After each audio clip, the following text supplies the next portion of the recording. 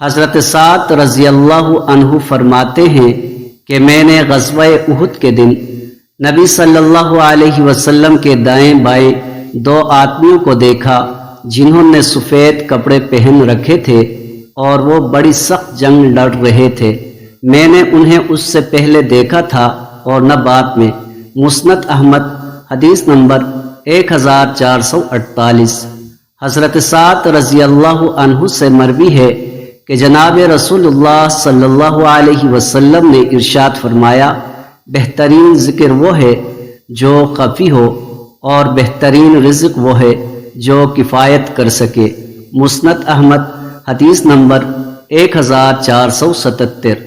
حضرت سعد رضی اللہ عنہ سے مروی ہے کہ ایک مرتبہ نبی صلی اللہ علیہ وآلہ وسلم نے صحابہ کرام سے مخاطب ہو کر فرمایا، کیا تم میں سے کوئی شخص اس بات سے عاجز ہے کہ دن میں 1000 نیکیاں کما لے؟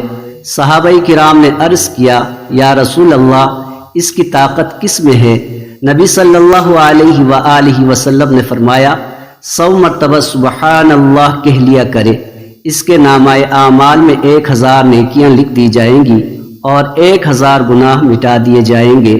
مسند احمد حدیث نمبر 1480۔